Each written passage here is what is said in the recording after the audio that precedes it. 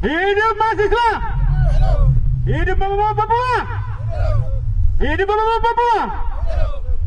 Hidup generasi hari ini! Kami ada di sini untuk menyikapi persoalan Musamus terkait dengan pemilihan rektor Musamus bulan Juni tahun 2021. Menyuarakan ini, kami prihatin dengan situasi Musamus ini. Harus perbaiki sistem itu harus dibenahi. Makanya kami minta intervensi kementerian harus turun. Dan kami juga minta kepada pemerintah daerah sesuai dengan amanat undang-undang otonomi khusus bahwa pemerintah daerah punya tanggung jawab untuk bertanggung jawab dalam proses penyelenggaraan pendidikan dalam segala sistem, segala jenjang dan lain-lain. Itu sudah jelas.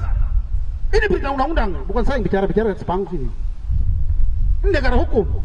Kita semua paham hukum. Dengan selama kurang lebih 1 minggu, kita adakan mimbar bebas di Libra. Statuta, unus. Sekarang mereka lagi revisi. Nah ini tidak masuk di akal, sama sekali tidak masuk di akal. Kalau mau revisi statuta, ya kalau bisa lakukan musyawarah. Tapi ini mereka bikin di jalan. Tidak tahu siapa yang ada edit di rumah. Kita mengacu pada statuta Musamus. Saya mau bilang begini, statuta Musamus memang cacat hukum. Tidak ada keterbukaan dalam proses statuta itu, pembuatan statuta itu.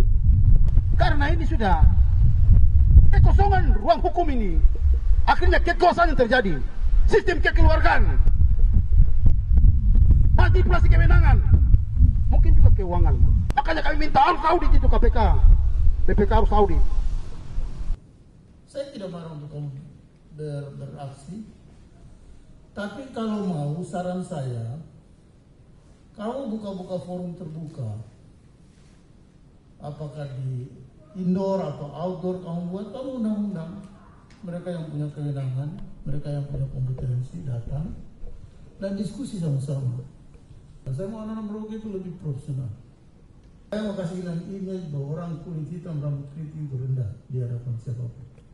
Kau naik jeep, saya juga naik jeep. Kau pintar, saya juga pintar. Karena saat ini saya ingin belajar dari orang Wamena, ideologinya orang Wamena. Bapak udah lihat kita ini bodoh jauh di sana. Tapi ternyata Bapak coba lihat Bapak nampak kaki di bawah. Ternyata Bapak nampak kaki lebih kotor daripada kita. Kuku telah bersih lagi. Begitu. Jadi kalau kamu ada sesuatu dengan kepemimpinan saya, kamu datang sama saya, Kakak Rom, Bapak Rom, kita bicara. Saya tidak suka orang lain kasih malu kamu. Karena kamu ini tidak tahu. Kami masih belajar. Saya kita dengar sebentar dari pihak rektorat. Kami sangat bangga dengan kehadiran Civitas Musamus pada saat ini yang hadir dan patut untuk bisa memberikan satu penjelasan yang baik kepada kita semua, di mana ada desas-desus selama ini beberapa saat adik-adik kita yang mimbar bebas maupun ada desas-desus di dalam media. Bagi saya mau sampaikan bahwa inilah dinamika sebagai anak-anak daerah, di mana ada otonomi khusus, di mana di situ adalah dinamika banyak sekali, dan saya berharap kepada Civitas Musamus bisa melihat unek-unek yang disampaikan oleh anak-anak kita, anak-anak Brebes Selatan. Kami punya itikat baik. Kami punya itikat baik untuk menyampaikan hal ini ke adik-adik. Termasuk juga ke Pak Bupati, termasuk juga dengan ke Pak Ketua. Mengapa kami hal baru? Artinya diminta, kami sedang berproses.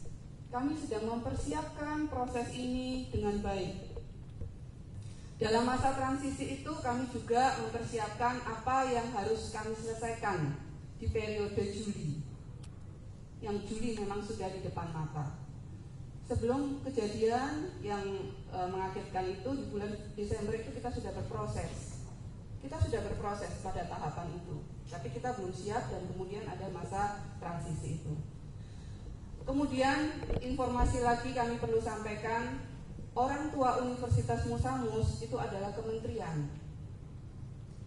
Orang tua Universitas Musamus adalah kementerian. Sehingga pada setiap tahapan kami perlu konsultasikan dengan kementerian.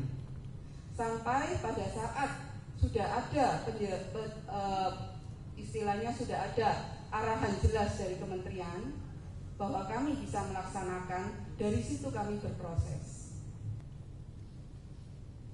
Kita tahu persis kejadian ketika tanggal 21 Januari yang sangat tidak kita duga semua, itu menjadi masa transisi yang relatif susah, relatif sulit di Universitas Musamus. Bayangkan, ini adalah pucuk pimpinan, sehingga di situ perlu ada penstabilan kondisi di Unmus. Bagaimana nasib 9.000 mahasiswa? Bagaimana nasib 600 pegawai di Musamus? Itu adalah masa transisi yang belum bisa diselesaikan, yang tidak diselesaikan dalam hitungan hari, tapi dalam hitungan minggu kita berusaha menyelesaikan. Itu adalah kondisinya, ya, yang pada waktu sampai dengan sebelum tahun 2000, yang pada saat peralihan kondisi transisi sampai dengan saat ini. Jadi mungkin kalau dari saya itu yang mau saya sampaikan, kita dengan senang hati akan menyampaikan informasi-informasi yang mungkin sangat diperlukan bagi yang lain. Kalau Ibu Irene bicara itu kan aturannya baku, jadi kalau siapapun rektor, siapapun bupati dia meninggal, tetap jalan. Pegawai tidak susah, apalagi PNS, gaji jalan terus dong, begitu. Ya tidak kepala sakit atur. Paling operasional saja yang kamu kepala sakit. Atur baik. Sudah saya sudah pejabat dari instansi ke instansi itu.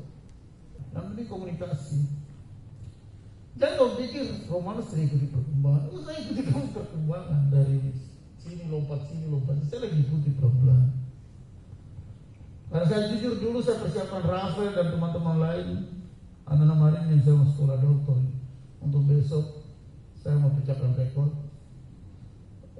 bahwa Unmus ini ada anak marin yang jadi rektor. Itu dulu saya cita-cita. Jadi jangan istilah itu dari tukang sapu sampai rektor semua keluar, itu tidak boleh. Saya dengar itu banyak. Unmus, kalau kamu bilang dong sekarang semua jadi pejabat ini pakai kata rombong ijazah, baru universitas jadi negeri. Dulu saya yang rintis perguruan tinggi dengan Kakak John, saya yang pertama kali buat tulisan. Saya yang bilang terjadi capital flight di Merauke, pelarian uang besar-besaran hanya untuk studi. Saya dulu kumpul resi Wesel Post karena bapak dari Kima masih kirim saya uang dengan Wesel, tidak ada bank. Baru saya pergi ke Bank Mandiri, saya kumpul pelan-pelan transfer. Ternyata transfer uang untuk orang pergi sekolah itu besar sekali. Lalu saya bilang kakaknya, bagaimana kalau kita jadikan salah satu perguruan tinggi teknik, jangan sosial. Jadilah perguruan tinggi. Saya baru pulang sekolah dari ITB. Panggillah kakak Soter, Om Soter Nauce, jadi ketua yayasan Anima. Saya yang pandu rapatnya. Ceritanya saya tahu persis dari nol. Cari notaris pakailah Elizabeth. Dia boleh uang itu lagi. Kita cari dia sampai ke Jawa. Di situ masih bahas reda. Orang tiga masih yang saya ingat selalu. Saya termasuk dosen saat itu. Bahas di situ Rahil ini di manajemen apa? Di TU, saya tidak tahu saat itu. Tapi dia yang biasa datang banyak gaji. Kita masih bikin yayasan Anima. Kantornya di Jalan Biak. Saya kontrak dia. Karena waktu itu saya jadi tim anggaran pemerintah daerah TAPD. Setelah sekolah tinggi itu jalan, lalu kita mulai dorong untuk universitas negeri. Karena saat itu tidak ada orang yang dari perguruan tinggi ternama, maka pakailah ijazah saya, ijazah dari ITB. Karena saya pendidikan master, waktu itu belum ada doktor. Pelipus masih staf di almarhum masih staf di PU, di perumahan dan pemukiman. Saya yang bilang pada dia kasih nota untuk dia staf di sana. Baru lulus pegawai negeri. Saya ikuti perkembangan Musamus. Terkait dengan aksi kita kemarin, terima kasih Bapak Bupati sudah menanggapi. Tuntutan kami di situ, ketika 18 tahun Universitas Negeri Musamus diperkarya di bawah pimpinan Bapak Pelipur Betabun. Di sini kami melihat tidak ada keberpihakan terhadap anak Papua yang dikaderkan dalam dunia pendidikan, khususnya di Universitas Negeri Musamus Merauke. Di luar daripada itu, kalau kita lihat di pemerintahan, Bapak Romanus dengan gencarnya melakukan pembangunan sumber daya manusia di wilayah pemerintahan Kabupaten Merauke. Beliau mengirim mahasiswa untuk kuliah di luar. Kami berharap bahwa berdirinya Universitas Negeri Musamus Merauke ini bisa mengenjot pendidikan di wilayah selatan, khususnya Kabupaten Merauke dalam hal pendidikan. Namun nyatanya universitas berjalan sampai sekarang, kami punya doktor itu cuma hampir tidak semua, bahkan hampir tidak ada sumber daya manusia doktor yang diciptakan oleh Universitas Negeri Musamus. Contohnya kita melihat ada data yang kami pegang, ada dari 48 calon dokter yang dikirim oleh Universitas Negeri Musamus, cuma satu orang Papua di situ, itu Tobias Karwaka. Ini yang menjadi keprihatinan kami. Mengapa kami harus berteriak untuk rektor harus orang asli Papua? Karena setelah 18 tahun tidak ada keberpihakan terhadap kami. Karena yang dia omong benar, dan saya sendiri sudah tegur ada laki-laki yang mau menikah. Jadi Musamus ini harus ada hati karena ini begitu. Terus ini sarannya, terakhir ini kan orang lama kan sebut nama terus kita yang merintis, minta maaf. Kami juga sekali-kali undang kita yang para perintis ini untuk datang sama-sama evaluasi. Kau ingat dulu kamu mengemis sama saya itu untuk bangun gedung. Biar kakak juga dalam disposisi. Kalau saya dibilang di Bapeda, saya bilang tidak bangun dalam nama Yesus. Nanti Edo saya kasih ingat, kalau betul-betul kalian mau bangun negeri ini, saya akan bantu ya Irene, saya akan bantu. Tidak boleh ada orang masuk dari luar Papua. Karena saya dengar ada orang mau mencalonkan diri dari Makassar, dari mana. Syarat berikutnya itu minimal harus PhD, doktor bisa gitu. Tapi kebijakan ini masih bisa toleransi gitu. Untuk anak asli Papua masih bisa toleransi. Syarat teknis untuk besok nanti Senat yang putuskan. Makanya tadi saya tanya siapa yang ketua Senat. Jadi kalau ikut aturan Permen, saya kasih ingat Edo dari sekarang, tidak boleh ada kebijakan Senat, kecuali kebijakan Bupati demi kepentingan daerah untuk stability. Ya. Kamu coba buat dalam apa saya kejar kamu sampai ke menteri.